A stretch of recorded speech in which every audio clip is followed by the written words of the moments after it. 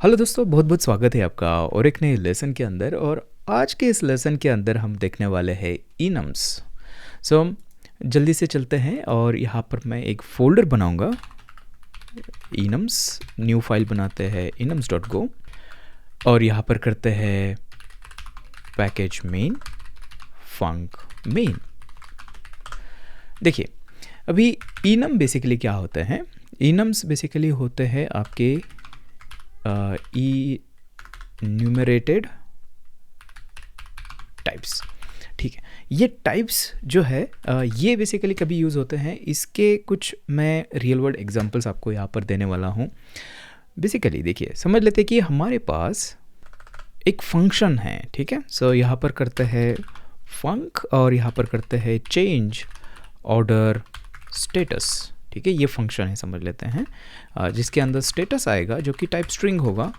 और यहाँ पर हम क्या करेंगे, fmt प्रिंट लाइन और यहाँ पर करते हैं चेंजिंग ऑर्डर स्टेटस टू। और यहाँ पर एक काम करते हैं, यहाँ पर इसको इस तरह से प्रिंट करते हैं। ठीक है, सो अभी यहाँ पर क्या हो जाएगा, यहाँ पर हम कर सकते हैं चेंज ऑर्डर स्टेटस और यहाँ पर मैं फॉर एग्जांपल डालता हूँ रिसीव्ड। ठीक है, ये स्टेटस हमें डालना है। और यहाँ पर इसको अगर जल्दी से रन करते हैं, सो गो रन इनम्स इनम गो। सो आप देख सकते हो changing order status to received. इसकी जगह अगर करते हैं कन्फर्म्ड, सो यहाँ पर फिर से इसको रन करते हैं तो ये आप देख सकते हो स्टेटस टू कन्फर्म्ड।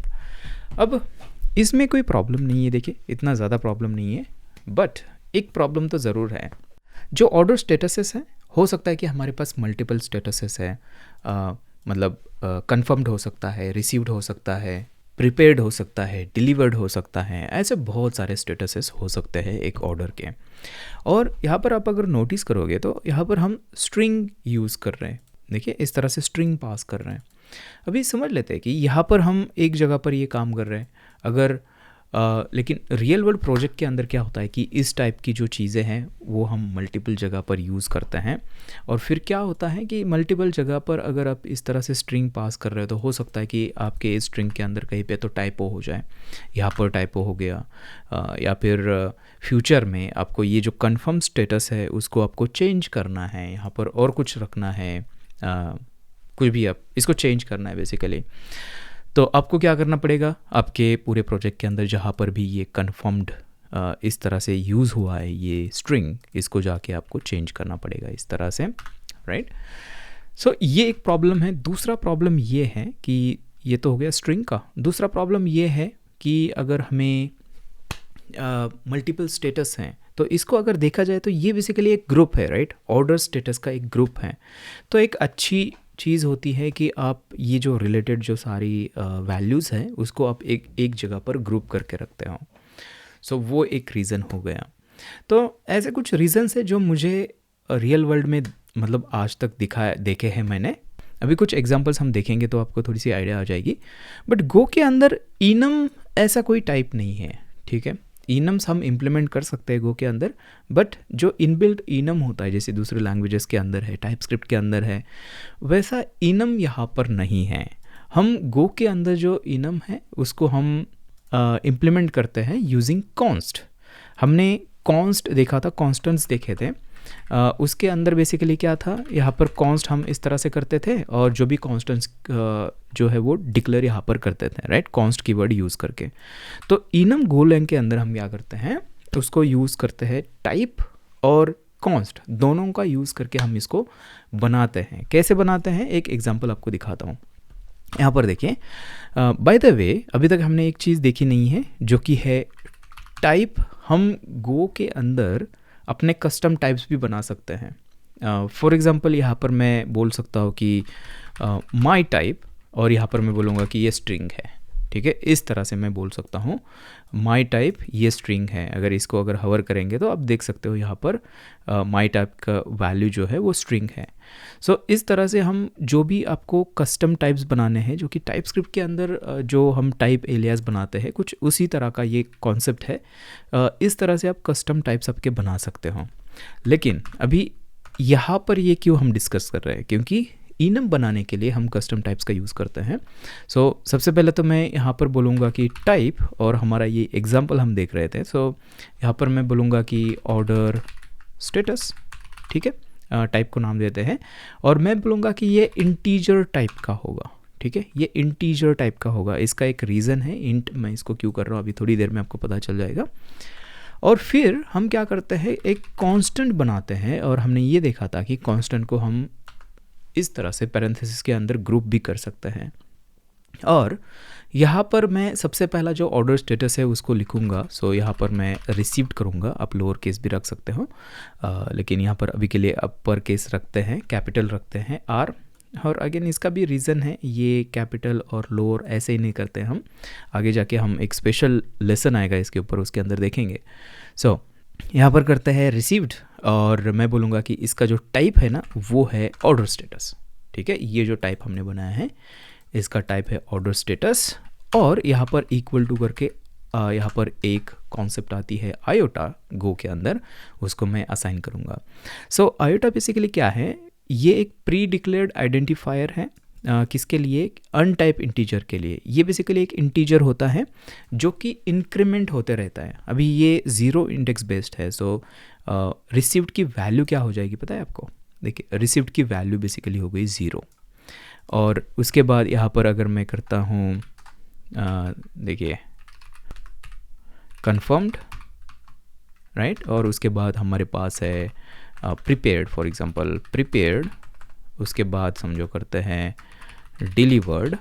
आप देख सकते हो मैंने यहाँ पर कॉन्स्टेंट्स बनाए हैं, इसकी वैल्यू मैंने असाइन नहीं की है, लेकिन अगर आप इसको हवर करोगे तो आप देख सकते हो ये कन्फर्म की जो वैल्यू है वो है 1, प्रिपेयर्ड की वैल्यू है 2, डिलीवर्ड की वैल्यू है 3। इसका मतलब ये हुआ कि यहाँ पर अभी जैसे ही आप ऐड करते जाओगे आपकी कॉन्स्टेंट्स, इनकी जो वैल्यू है वो होगी एक इंटीजर जो कि ऑटोमेटिकली इंक्रीमेंट हो जाएगी। तो आप देख सकते हो ये आयोटा यहाँ पर हमें यूज़ करना होता है। स्ट्रिंग भी हम कर सकते हैं, वो मैं आपको और एक एग्जांपल दिखाऊंगा, बट अभी आप देख सकते हो कि इस तरह से हम करेंगे। और फिर जो हमारी फंक्शन होगी इसके अंदर हम स्ट्रिंग नहीं रिसीव करेंगे, इसके अंदर हम इम्प्लिसिटली बोलेंगे कि ये जो स्टेटस है ना ये ऑर्डर स्टेटस टाइप का है। सो यहाँ पर मैं लिखूँगा ऑर्डर स्टेटस, इस तरह से। अभी यहाँ पर हम कंफर्म नहीं पास कर सकते हैं, हमें वो कांस्टेंट पास करना पड़ेगा।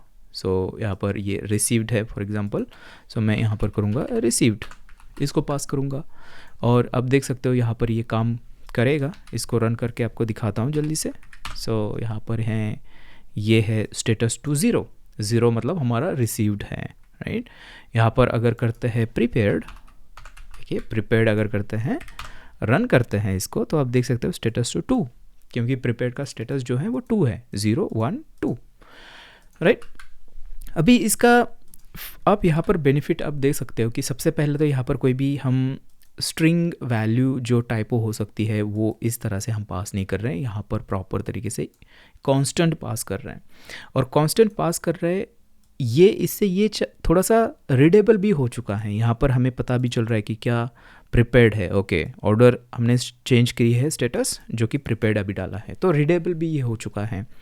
और दूसरा एक फ़ायदा ये है कि रियल वर्ल्ड प्रोजेक्ट के अंदर ये और किसी पैकेज के अंदर होते हैं, किसी और फाइल के अंदर हम इसको इंपोर्ट करके करते हैं।